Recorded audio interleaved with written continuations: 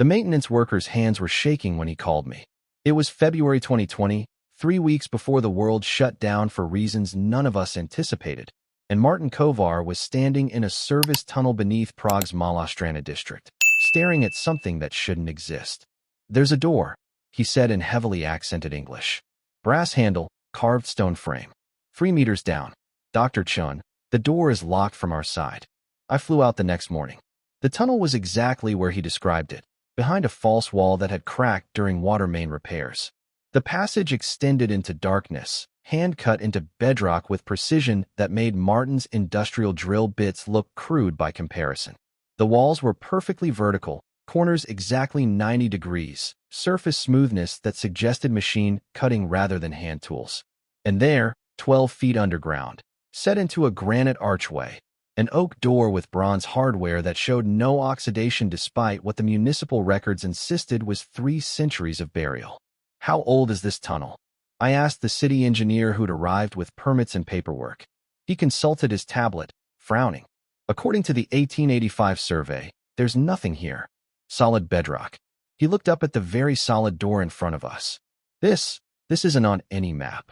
I've spent 17 years studying what I call architectural discontinuities, structures that don't match their supposed construction dates, buildings that display technologies unavailable in their era, infrastructure that suggests knowledge systems we have no record of.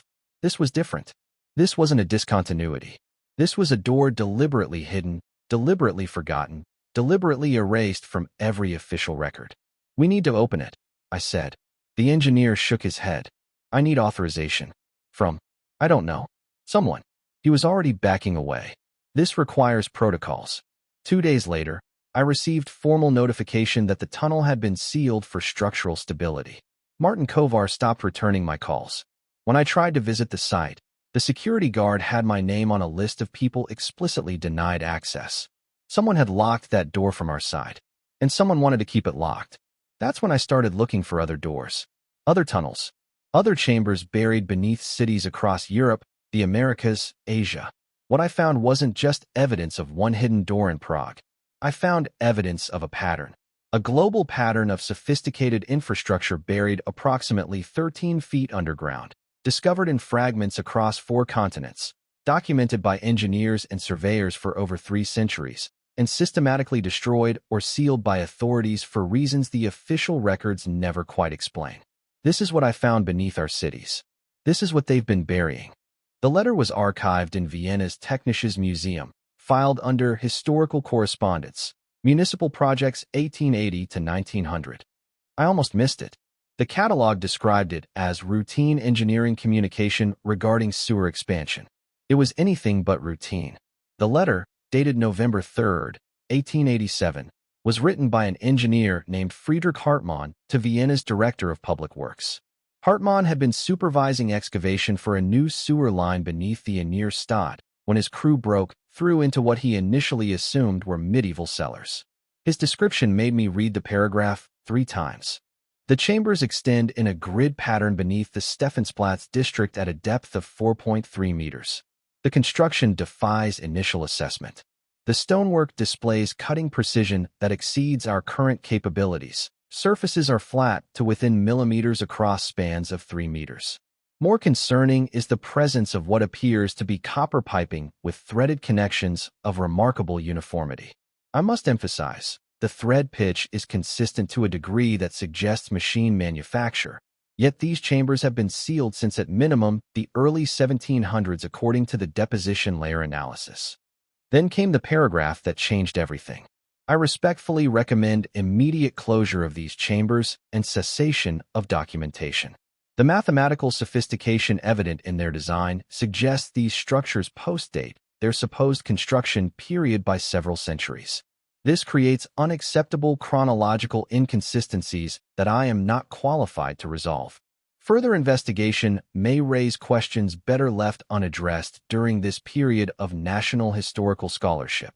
I sat in that archive reading room for 2 hours, the letter in my hands, understanding what Hartmann was really saying.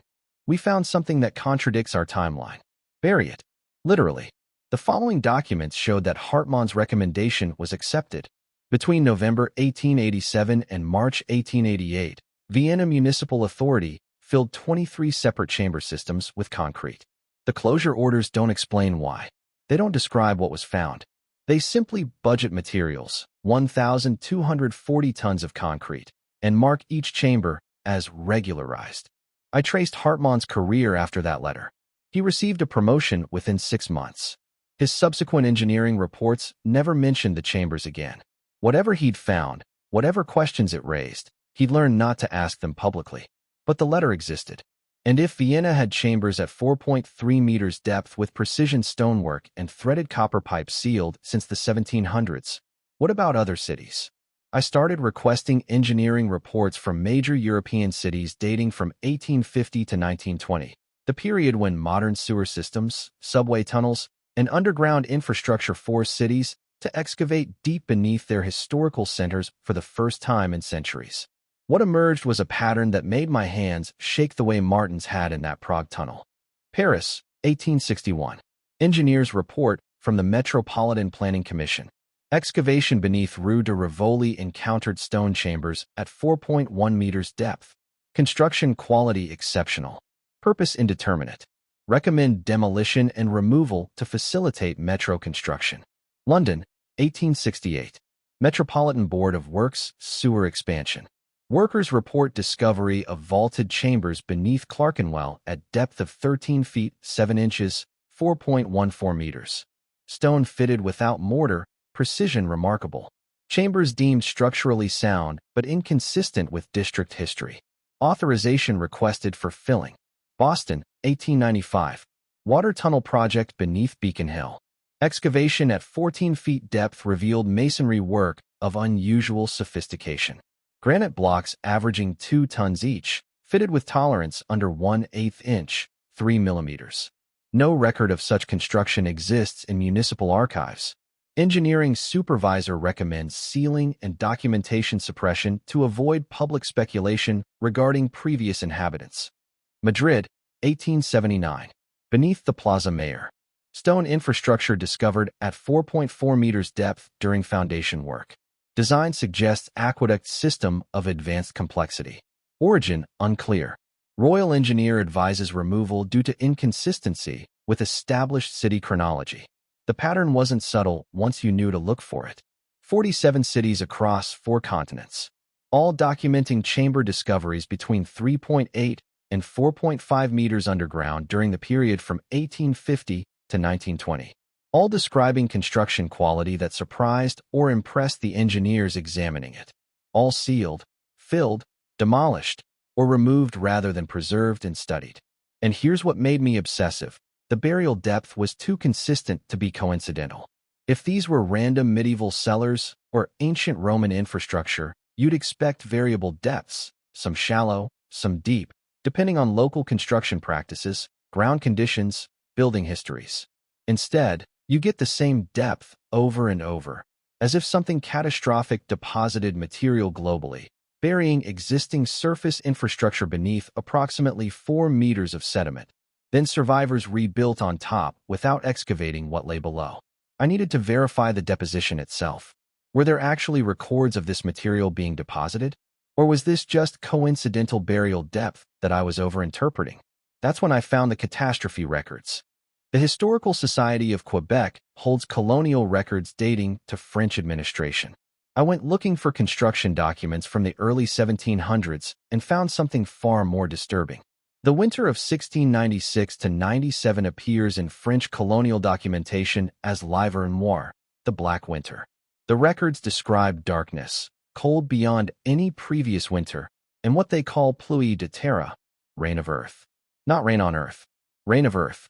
A dispatch from the colonial governor dated February 1697. The darkness persists into its 8th week. The air carries ash that burns the eyes and coats all surfaces.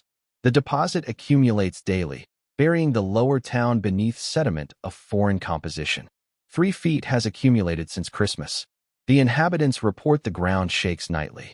The St. Lawrence froze entirely for the first time in memory. Yet the cold is accompanied by electrical storms of unprecedented violence. I read that paragraph 5 times. Then I started searching for weather records, astronomical observations, any documentation from 1696 to 97 that might explain what he was describing. What I found was silence.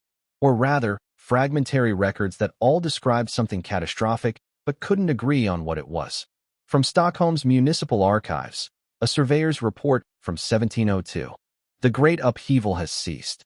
The city must be rebuilt upon the new ground level, as excavation to previous street level is impractical given the depth and consolidation of deposited material. Measurements show approximately 2.5 alnar, 4.7 meters of foreign sediment now covers the former city center.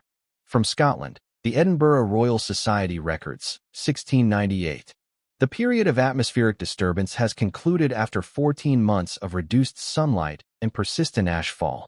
The Noir lock has filled with sediment to a depth requiring complete drainage redesign. The Old Town reports burial of ground floors, necessitating entry to structures via former second stories. From Spanish colonial records in Lima, Peru, dated 1697. The Year of Darkness concludes. Reconstruction of the lower city proceeds slowly, as the earthquake and subsequent inundation have buried previous structures beneath material estimated at 2 varas, approximately 4.2 meters. The sediment composition differs from local geology, suggesting transport from distant origin by unknown mechanism. 3 continents, multiple languages, independent colonial and municipal authorities with no documented coordination, all describing the same sequence: darkness, atmospheric disturbance, ash fall, cold, electrical storms, and most significantly, the deposition of meters of foreign material that buried existing cities. The timeline was eerily consistent, late 1696 through early 1698. Between 18 and 24 months of catastrophic conditions, followed by reconstruction efforts that lasted through 1720. But here's what disturbed me most. This event, clearly global in scale, devastating enough to bury entire cities, dramatic enough that colonial governors and royal engineers documented it in detail, doesn't appear in standard historical accounts. Ask a historian about 1696 to 97, and they'll mention the 9 Years' War in Europe, some crop failures, the beginning of the Great Northern War. They won't mention darkness lasting 8 weeks. They won't mention electrical storms violent enough that governors reported them in official dispatches. They won't mention the rain of earth that buried Quebec, Stockholm, Edinburgh, and Lima beneath 4 meters of foreign sediment simultaneously. Why not? I needed to understand what the world looked like before 1696. What cities existed? What territories were mapped? What civilization built the sophisticated infrastructure that ended up buried beneath 4 meters of catastrophe deposits? The British Library holds one of the world's most comprehensive map collections, including rare 17th-century cartography. I spent 3 weeks there, requesting every map predating 1700 that showed Eastern Europe and Central Asia. The pattern that emerged was impossible to ignore. Pre-1700 European maps consistently label vast territories across Eurasia with variations of a single name, Tartaria, not as a vague term for unknown regions, but as defined territories with borders, major cities marked, and subdivisions labeled. A 1692 French map by Guillaume Delisle shows Grande Tartarie spanning from the Black Sea to the Pacific Ocean, a territory roughly equivalent to the entire modern Russian Federation. The map doesn't present this as unknown wilderness. It shows cities: Tobol, Samarkand, Kambalik, Astrakhan. It shows political divisions: Tartari Muscovite, Tartari Independent, Tartari Chinoise. The level of detail suggests the cartographers had sources, travel reports, trade documentation, diplomatic intelligence. This wasn't speculation. This was mapped civilization. Then I requested maps from after 1720. Tartaria begins fragmenting. The 1725 Homan map shows reduced territory. By 1750, Homan Air's maps show Tartaria shrinking further. By 1780, it's barely present, replaced with Russian Empire, Qing China, Kazakh Khanate, the political divisions we recognize today. The mainstream explanation is straightforward. Europeans initially used Tartaria for poorly understood regions. Then, as geographic knowledge improved through the 18th century, the term became obsolete and more accurate labels replaced it. But that explanation doesn't account for the architectural evidence. I returned to the Prague door because it haunted me. Not just the door itself, but the implication that something sophisticated enough to have bronze hardware, precision stone cutting, and deliberate architectural design was buried 13 feet underground in a location that official records insisted was solid bedrock. I couldn't access the original site, but ground-penetrating radar doesn't require permission, just the right equipment and a complete disregard for surveying permits. The GPR results showed the tunnel Martin found wasn't isolated. There was a grid, passages running perpendicular and parallel beneath Malastrana, in organized patterns consistent with planned urban infrastructure. The passages averaged 4.2 meters below current street level. Some connected to chamber systems that showed as voids on the radar. Others terminated at what appeared to be sealed walls. This was city infrastructure, sophisticated, planned, extensive. And it was buried. Then I started looking at the buildings above ground.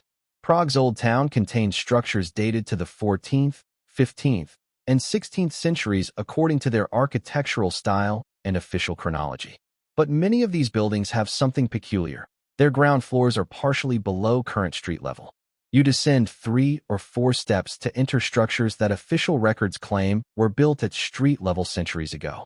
The explanation given to tourists is that Prague's streets were gradually raised over centuries as new pavement was laid over old. But the GPR showed something different. The ground floors of these buildings align perfectly with the buried tunnel system.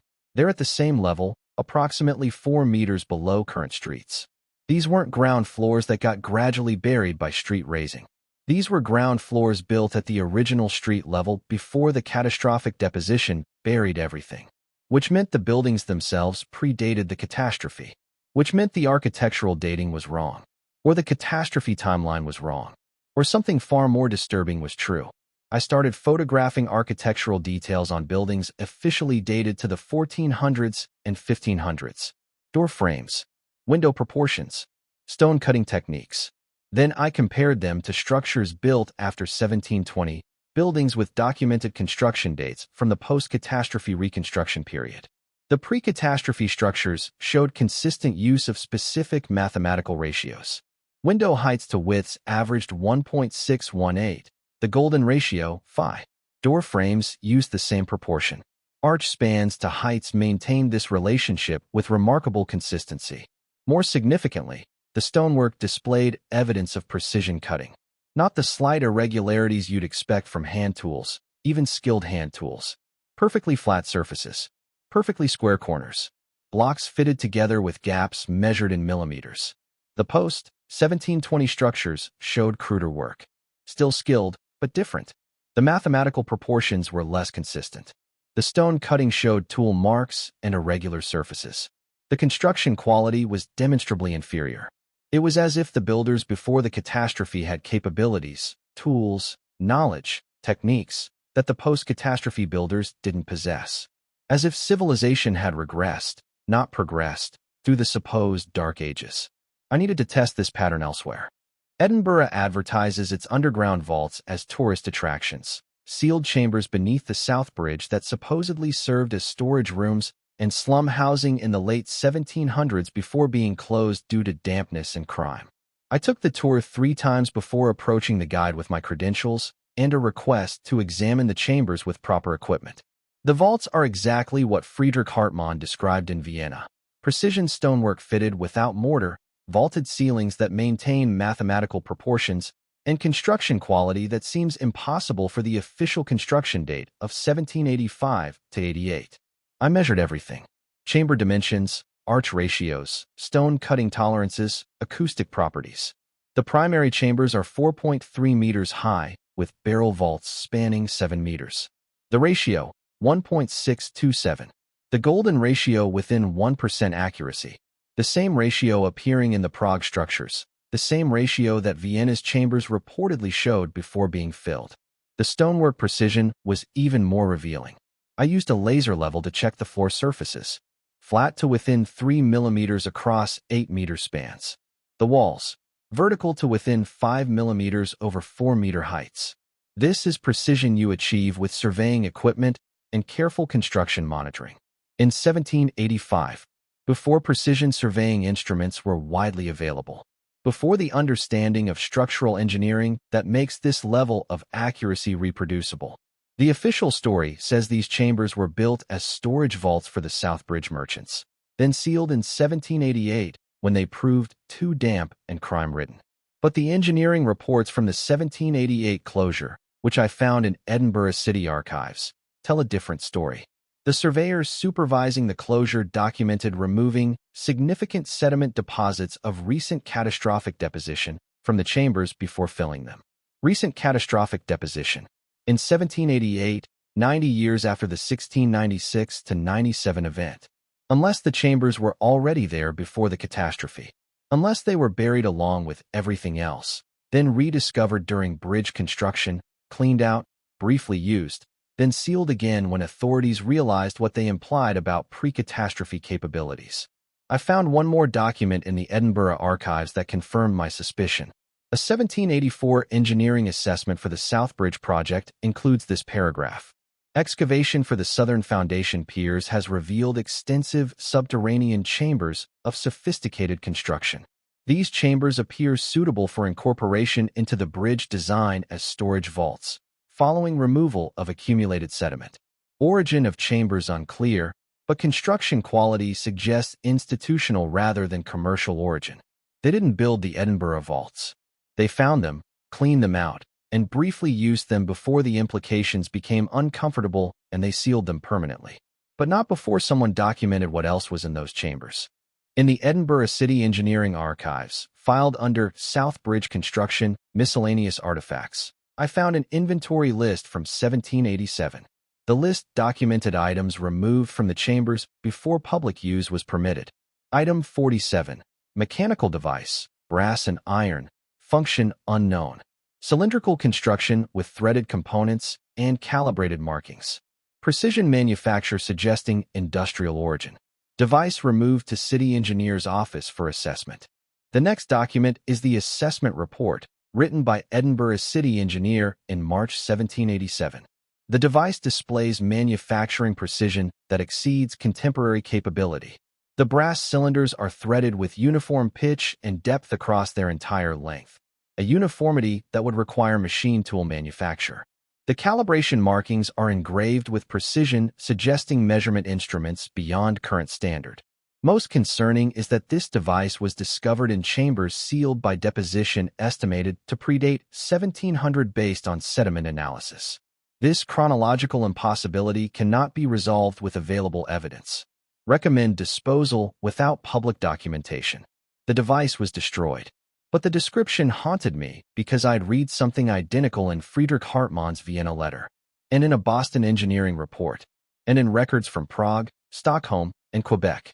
Across 7 cities on 4 continents, excavations between 1850 and 1920 found and documented mechanical devices with precision threading, calibrated markings, and manufacturing quality that Victorian engineers repeatedly described as exceeding their contemporary capabilities. Yet these devices were found in contexts that supposedly predated the machinery required to manufacture such precision by a century or more. Every device was destroyed, scrapped, or marked as disposed, rather than preserved in museums or engineering institutions for study. I started compiling descriptions from the various reports. Vienna, 1887. Copper piping with threaded connections of remarkable uniformity.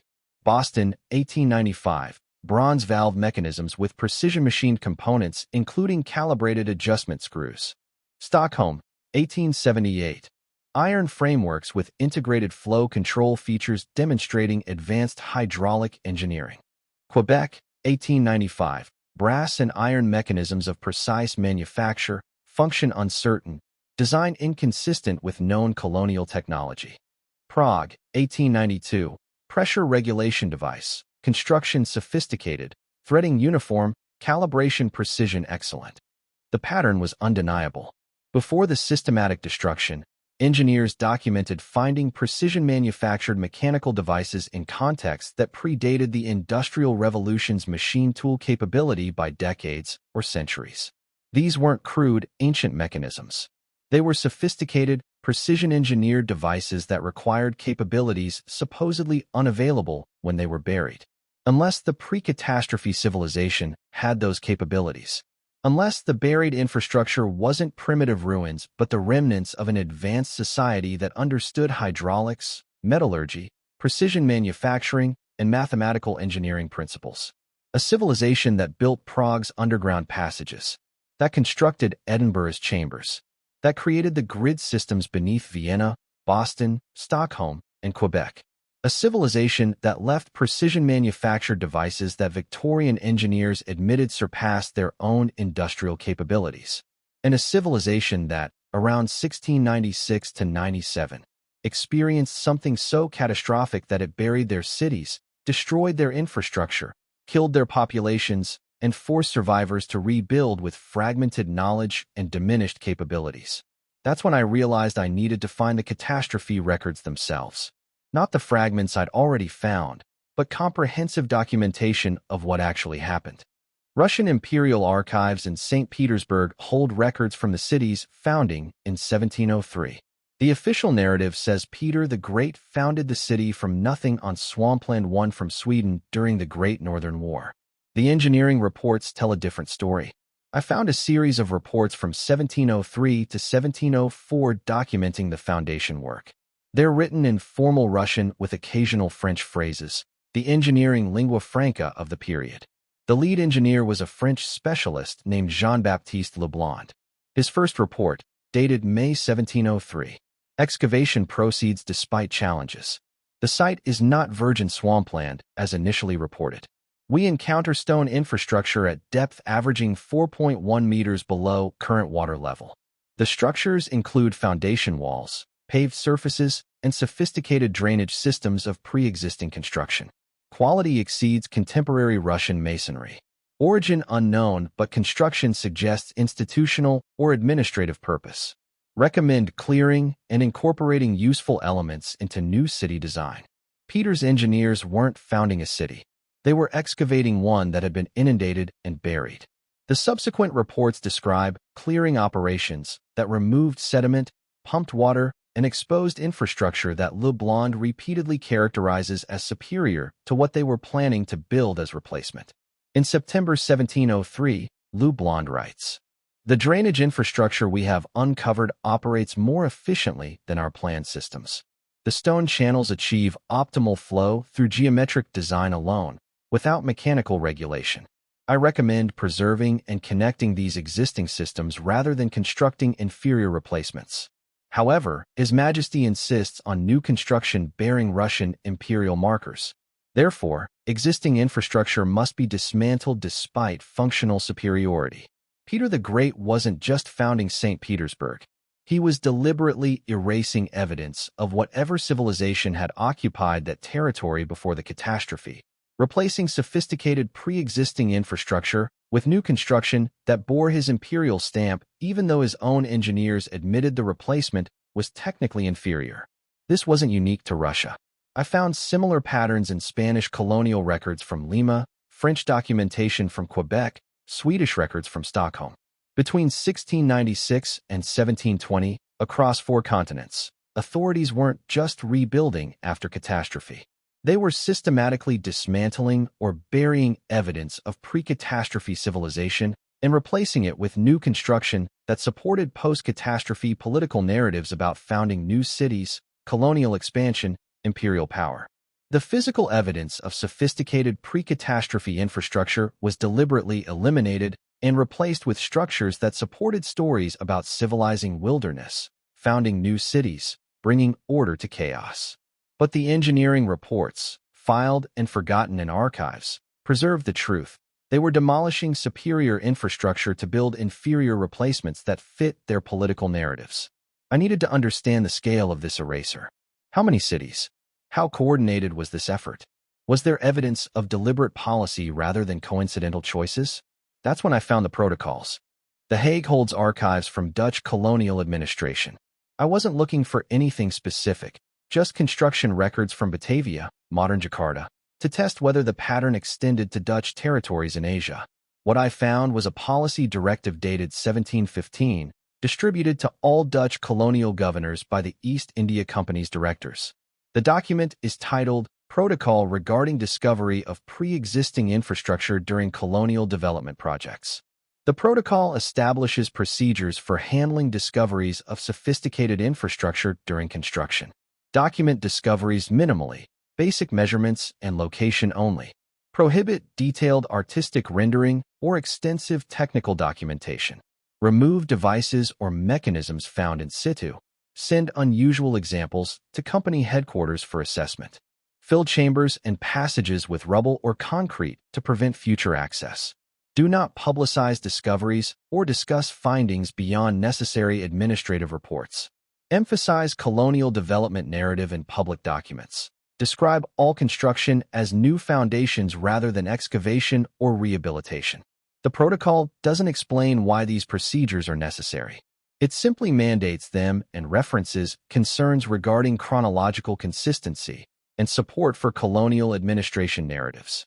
This was policy. This wasn't coincidental.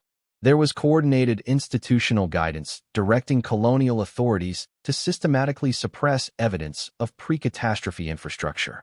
I needed to know if other empires had similar protocols. It took 8 months of archive requests across 6 countries, but I found them. British Colonial Office Directive, 1718, Guidelines for Treatment of Anomalous Archaeological Discoveries During Infrastructure Development. Spanish Royal Order, 1721, Protocols for Managing Discoveries of Pre-Existing Construction in Colonial Territories. French Colonial Administration Circular, 1716, Procedures for Documentation and Disposal of Unexpected Infrastructure Encounters. The timing was identical, all issued between 1715 and 1721, immediately after the catastrophe reconstruction period ended. And the instructions were essentially the same. Minimal documentation, systematic destruction or burial, suppression of detailed study, emphasis on colonial development narratives. This wasn't coincidence. This was coordinated policy across competing empires. During a period when Britain, France, Spain, and Holland were fighting colonial wars against each other, they somehow agreed on protocols for suppressing evidence of pre-catastrophe civilization. Why? The answer appeared in a margin note on the British directive. Some colonial administrator had penciled a question to his superior. Why the discretion regarding prior construction? The response was written in different handwriting below. Narrative consistency. Colonial development requires demonstrating civilizing mission bringing order to wilderness. Discovery of sophisticated prior civilization undermines justification for colonial authority. Document minimally. Remove evidence. Maintain narrative. They weren't suppressing evidence because it was primitive. They were suppressing it because it was sophisticated, because it demonstrated that the territories they were colonizing had previously supported advanced civilization, which undermined their justification for colonial domination. The narrative required that they be bringing civilization to wilderness, bringing technology to primitive peoples, bringing order to chaos. Evidence of sophisticated pre-catastrophe infrastructure contradicted that narrative. So they buried it, literally and figuratively. The protocols explained the post-catastrophe suppression from 1700 to 1720. But what about the Victorian-era destruction I'd found documented in the 1870s to 1920s? That required different archives. Municipal engineering records from the period when modern cities were excavating deep underground for subways, sewers, and utilities. The pattern I found was even more disturbing because it showed continuation of the suppression protocols 150 years after the catastrophe. In 1872, the Stockholm Municipal Authority issued internal guidance titled Procedures for Managing Subterranean Anomalies During Infrastructure Modernization. The document doesn't reference the colonial-era protocols directly, but the instructions are identical. Minimal documentation, systematic filling, prohibition on public discussion, disposal of mechanisms or devices found. Between 1872 and 1889, Stockholm filled 237 separate chamber systems with concrete. The engineering reports described the chambers as anomalous, inconsistent with historical period, or of uncertain origin, never as ancient ruins or medieval infrastructure. I found the implementation records. Chamber after chamber was documented with basic measurements, photographed hastily, then filled within days. The photographs still exist in municipal archives. They show the same precision stonework, the same mathematical proportions, the same sophisticated construction quality that engineers found beneath Vienna, Edinburgh, Prague, Boston. All filled, all sealed, all removed from possibility of future study. And Stockholm wasn't unique. I compiled records from 47 cities. Edinburgh, 1875 to 1895, 89 chamber systems filled Vienna. 1880 to 1905, 147 chambers filled Paris. 1863 to 1889, 93 locations sealed Boston. 1885 to 1910, 67 chambers filled Prague. 1878 to 1902, 114 locations concreted Berlin. 1882 to 1908, 156 chambers sealed. The lists continue.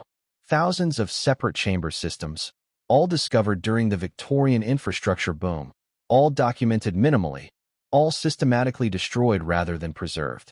The timing correlates exactly with another historical development, the institutionalization of academic history and archaeology as formal disciplines. The 1870s through 1920s saw the founding of major archaeological societies, the establishment of chronology standards, the organization of museum systems, and the formalization of what we now accept as historical fact. During precisely this period of formalizing what really happened, authorities were systematically destroying physical evidence that contradicted the emerging narrative. This wasn't accidental. The Victorian destruction was the second wave of suppression, eliminating evidence that survived the initial post-catastrophe burial. But why continue the suppression 150 to 200 years after the event? Who benefited from maintaining the narrative?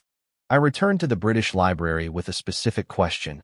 Who controlled the territories labeled Tartaria on pre-1700 maps, and who controlled them after 1720? The answer revealed the political motivation behind the suppression. Pre-1700 maps show Tartaria as vast territories from the Caspian to the Pacific. These territories weren't controlled by the emerging empires, Russian, British, French, Spanish, Ottoman. They were labeled as independent or distinct political entities. After 1720, those same territories are subdivided and labeled as Russian Empire, Qing China, various khanates, all either absorbed into expanding empires or fragmented into smaller states that posed no unified challenge to imperial expansion. The catastrophe didn't just destroy infrastructure. It destroyed political organization across Central Asia and enabled the expansion of peripheral empires into formerly powerful territories. Russia expanded east into Siberia, absorbing territories previously labeled as Tartarian domains.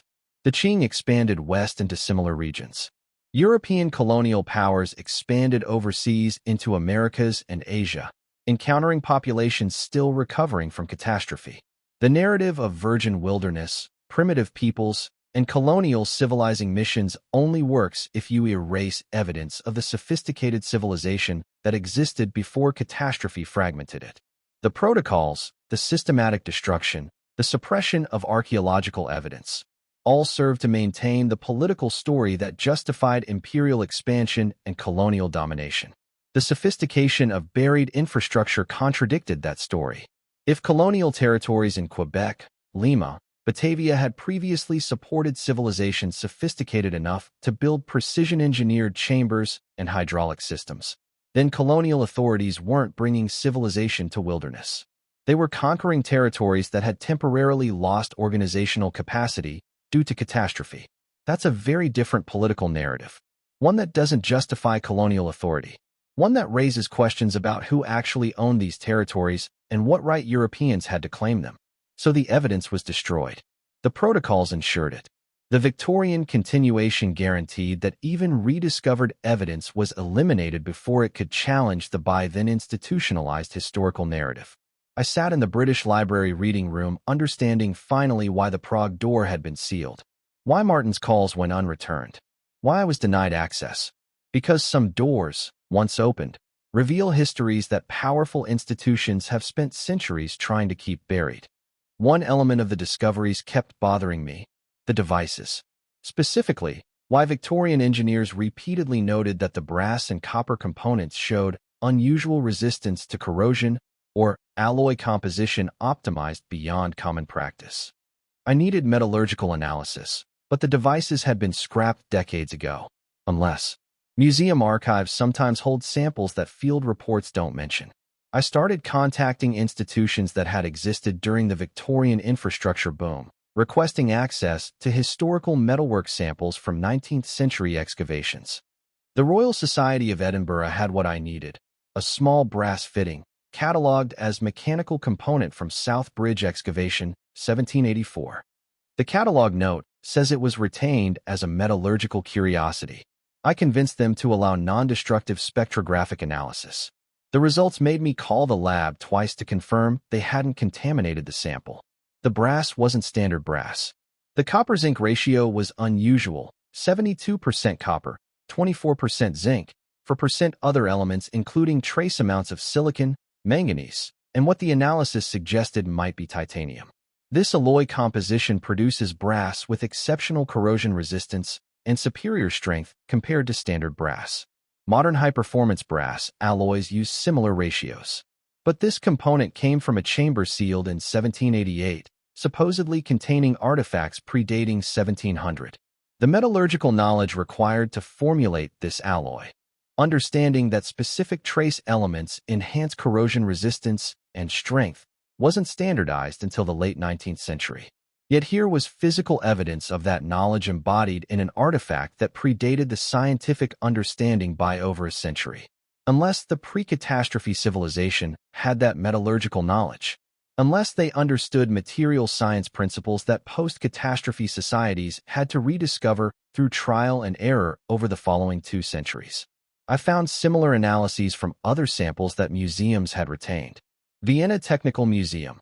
Copper pipe sample showing phosphorus-bronze composition, copper with 0.4% phosphorus for enhanced spring properties. Stockholm Industrial History Museum.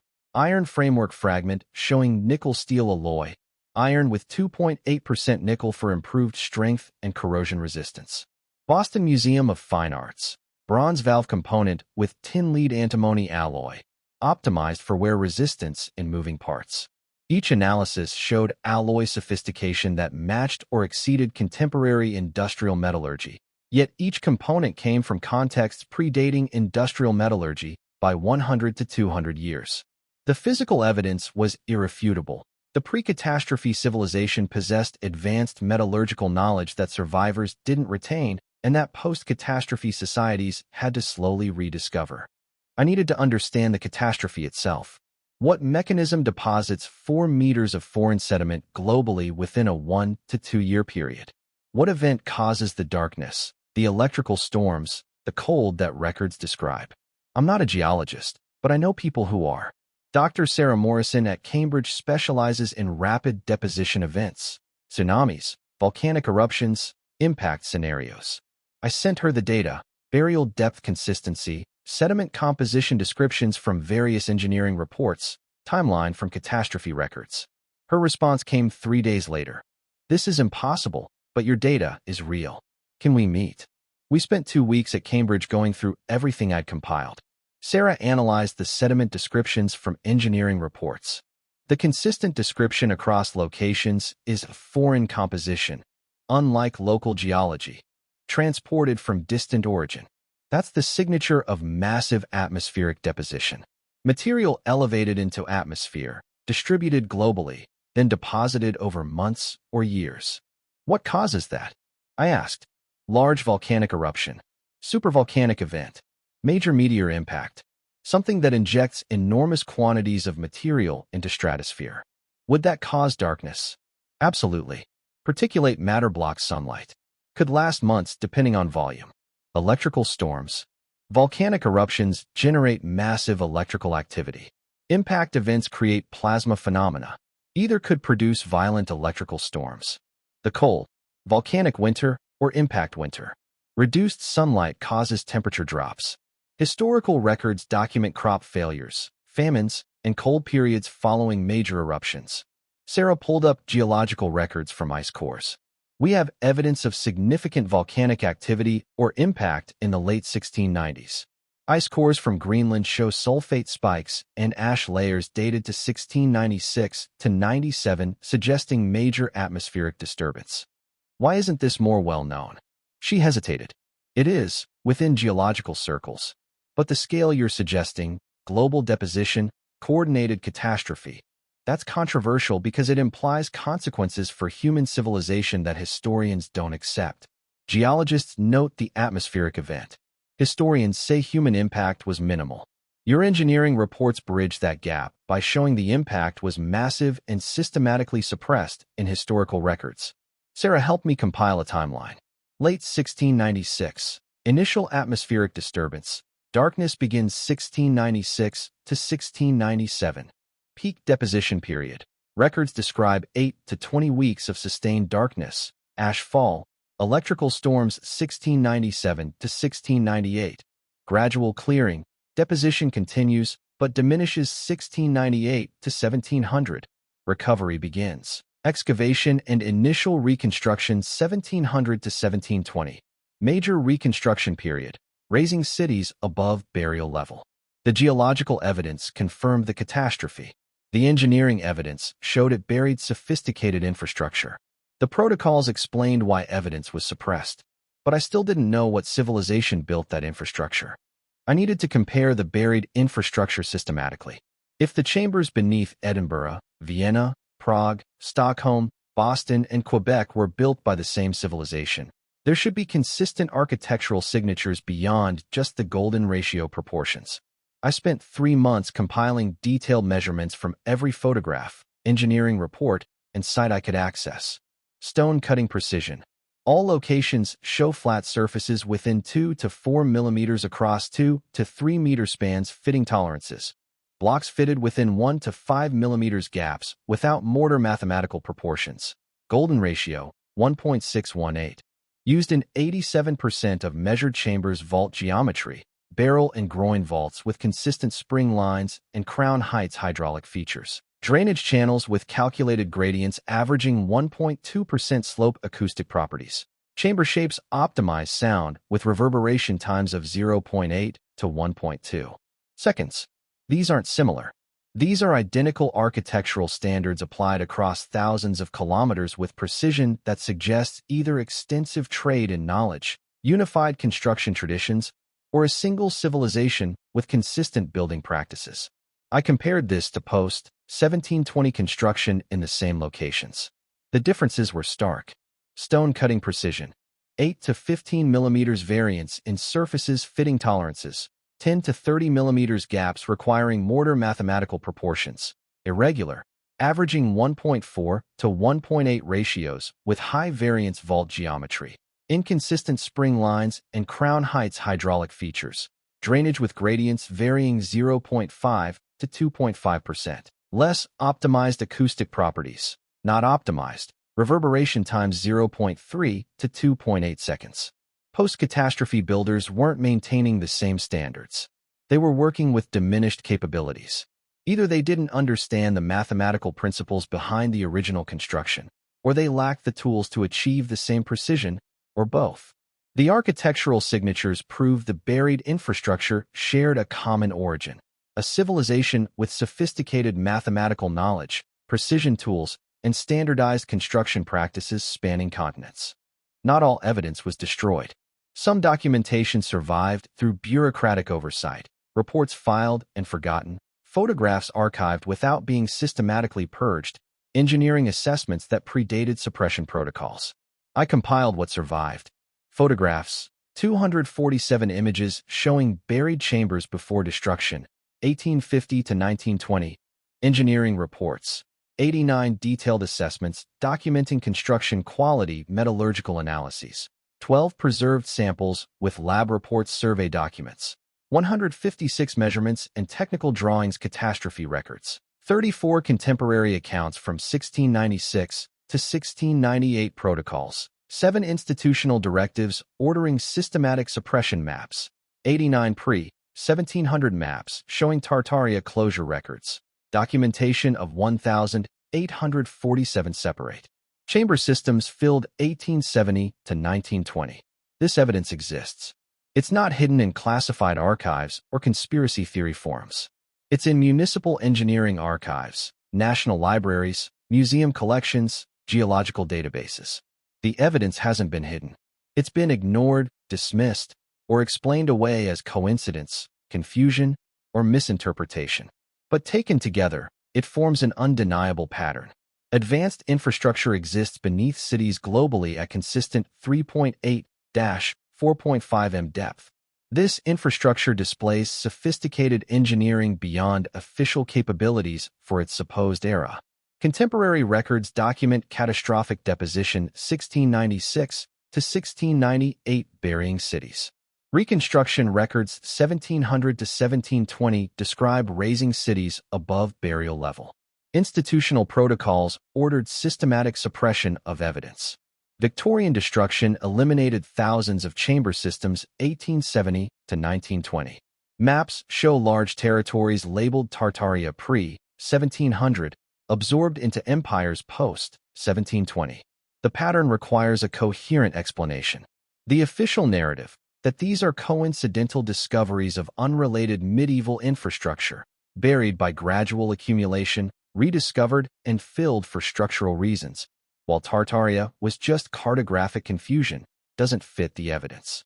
The alternative explanation fits perfectly. An advanced civilization with sophisticated capabilities controlled vast territories pre-1700. A global catastrophe 1696 to 1698 buried their infrastructure and devastated populations. Survivors rebuilt with diminished knowledge. Emerging empires absorbed the fragmented territories. Authorities systematically suppressed evidence to support narratives of colonial development and civilizing missions. This explanation accounts for all the evidence. It requires only that we accept what the engineering reports, photographs, metallurgical analyses, and geological records directly show us. The Prague door was sealed in February 2020. I was denied access in March. Then the world shut down for other reasons, and my investigation stalled. When travel resumed in 2021, I returned to Prague. The tunnel entrance had been permanently sealed, not just locked but filled. The entire passage Martin found was gone, filled with concrete and buried beneath new construction. I filed Freedom of Information requests for the closure order. The response was bureaucratic perfection. The site was secured for public safety following structural assessment indicating instability. No records of historical significance were discovered. Standard closure protocols were followed. Standard closure protocols. The same phrase appearing in records from 1872 Stockholm, 1895 Boston, 1888 Vienna. The suppression continues, not as conspiracy, but as institutional procedure. Any discovery of anomalous infrastructure follows standard protocols: minimal documentation, assessment of structural stability, closure for public safety, filing, and forgetting. The protocols written in 1715 are still being followed in 2020, not because modern authorities are deliberately hiding pre-catastrophe civilization, but because the bureaucratic systems for handling these discoveries were established then and never questioned since. I tried publishing my findings in archaeological journals. The responses were uniformly dismissive. Interesting data, but your interpretation exceeds evidence. The Tartaria connection is unsupported speculation. Engineering reports describe medieval infrastructure, not advanced civilization. Catastrophe records document regional events, not global coordination. Not one reviewer addressed the metallurgical evidence. Not one explained the burial depth consistency. Not one accounted for the Victorian destruction protocols. Not one addressed why superior infrastructure was systematically replaced with inferior systems. The academic gatekeeping wasn't malicious. It was worse. It was institutional inertia. The accepted narrative had been established for over 2 centuries. Challenging it required evidence, so overwhelming that no alternative interpretation was possible. I didn't have that evidence. I had patterns, correlations, and documentation that survived despite suppression efforts. But I didn't have the smoking gun that would force academic recognition. Then I learned about the Kazan discovery. In August 2022, construction crews in Kazan, Russia broke through into chamber systems while excavating for a new metro line. The discovery made regional news briefly before being suppressed. I saw the initial reports before they disappeared from Russian news sites. The chambers were at 4.1 meters depth. They showed precision stonework. The local archaeological society requested access for study. Access was denied. The chambers were documented minimally, photographed by city engineers, then filled within 3 weeks. But one of the archaeologists, Dr. Mikhail Volkov, had connections in the municipal engineering office. He obtained copies of the photographs and preliminary assessment before the site was sealed. Mikhail posted the images briefly on an archaeology forum before removing them. But I'd saved them. The Kazan chambers were identical to Edinburgh, Vienna, Prague. Same stone-cutting precision. Same mathematical proportions. Same vault geometry. Same architectural signatures. But the Kazan discovery included something the Victorian excavations had missed or hadn't documented: inscriptions. The photographs showed carved symbols on several blocks. Not decorative. These looked functional, like engineering notations or construction marks. The symbols weren't Cyrillic, weren't Arabic, weren't any script I recognized. I sent the images to linguistic specialists at 3 universities. None could identify the script, but all confirmed it showed systematic characteristics consistent with written language rather than decoration. The Kazan photographs showed one more crucial element: a date marker. On one carved lintel, clear symbols that 2 of the linguists independently interpreted as numerical notation. Their translation suggested a date: 1694, 2 years before the catastrophe. This was the first direct dating evidence from the buried infrastructure itself. Not radiometric dating of materials, not historical context, but a date carved by the builders themselves. If accurate, it confirmed that the sophisticated infrastructure predated the catastrophe by just 2 years. It confirmed that an advanced civilization was active immediately before the 1696 event. I needed to verify the translation. I needed access to the site, or at least to the original engineering reports with better photographs. I contacted Mikhail in Kazan. He responded briefly: "The site is sealed. The photographs have been classified as municipal infrastructure security. I cannot discuss further. I suggest you don't pursue this." The modern suppression protocols had been activated. The Kazan discovery threatened to provide proof that would force recognition of pre-catastrophe civilization. So it was classified, sealed, and buried. Again, ground-penetrating radar technology has improved dramatically. Modern GPR can map subsurface structures to 15 meters depth with resolution sufficient to identify individual chambers, passages, and architectural features. I spent a year compiling GPR surveys from cities where I knew buried infrastructure existed. Some surveys were conducted for engineering purposes, utility planning, foundation assessments, tunnel projects. Others were archaeological surveys that had detected anomalies. None of the surveys officially reported finding extensive buried infrastructure. But the raw data told a different story. I analyzed surveys from 23 cities. In 17, the data showed void spaces at 3.8 to 4.5 meter depth, forming grid patterns consistent with planned infrastructure. Chamber systems, passage networks, organized layouts. The buried world isn't isolated chambers. It's extensive networks. Beneath Prague, the GPR shows passages covering approximately 2.4 square kilometers beneath the old town. Beneath Edinburgh, networks extending 1.8 square kilometers. Vienna shows 3.1 square kilometers of subsurface voids at consistent depth. This isn't scattered ruins. This is urban infrastructure: sewers, hydraulics, storage, transportation networks. Complete city systems buried beneath our current cities. And it's not just European cities. GPR surveys from Lima, Mexico City, Quebec, Boston all show similar subsurface networks at the same depth range. The buried world is global. It's extensive, and it's still down there, waiting beneath our cities, sealed and filled in fragments, but still present, still testifying to what existed before the catastrophe.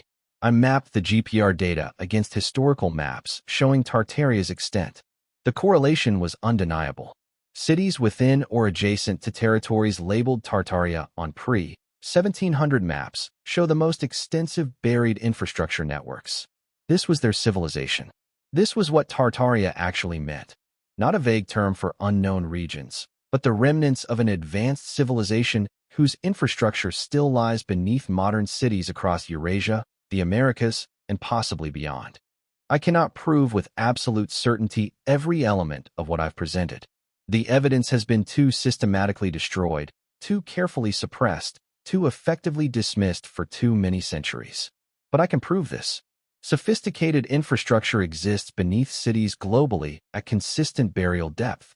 documented in 247 photographs, measured in 156 engineering surveys, confirmed by ground-penetrating radar in 17 cities. This infrastructure displays capabilities exceeding official chronology for its context. Metallurgical analyses show advanced alloy knowledge. Engineering reports document precision exceeding contemporary capabilities. Mathematical proportions demonstrate sophisticated geometric knowledge. Contemporary records document global catastrophe 1696 to 1698. 34 independent contemporary accounts describe darkness, deposition, inundation.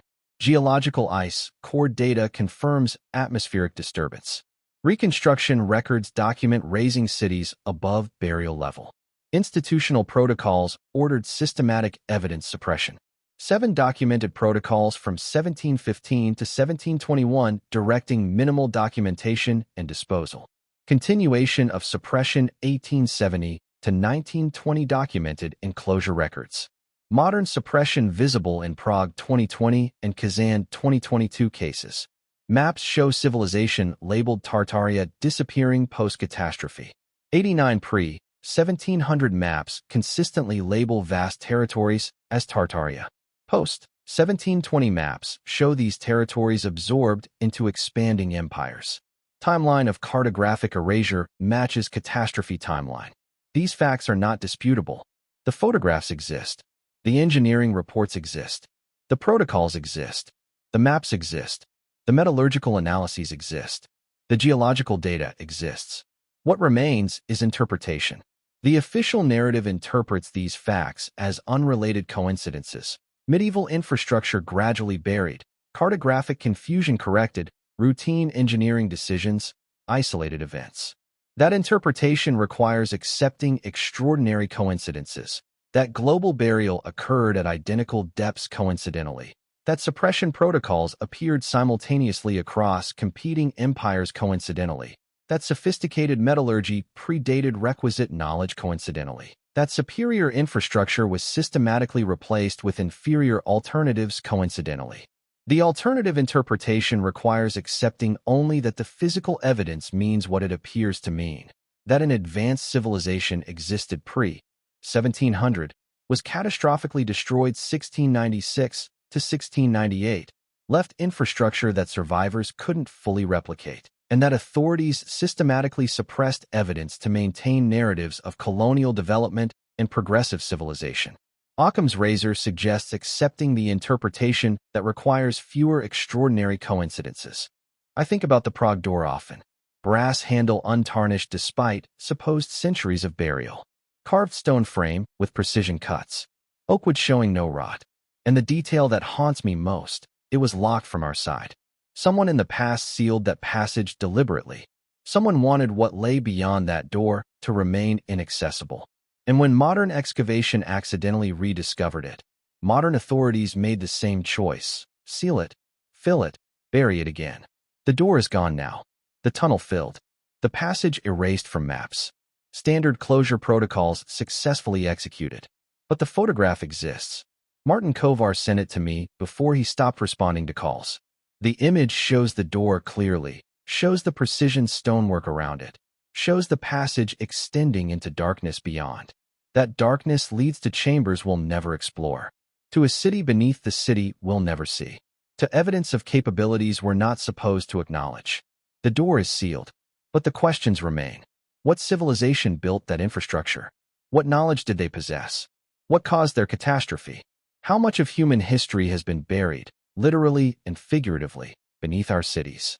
And most importantly, why, in 2020, are we still following protocols written in 1715 to suppress evidence of what came before? The buried world waits beneath our feet. Sophisticated infrastructure preserved in darkness for 3 centuries. Mathematical precision carved in stone. Metallurgical knowledge embodied in corroded mechanisms. And questions that challenge everything we're told about human civilization's development. The door is locked from our side, but we put the lock there. We can remove it. If we choose to ask what lies beneath. If we choose to examine evidence without presupposing what it must mean.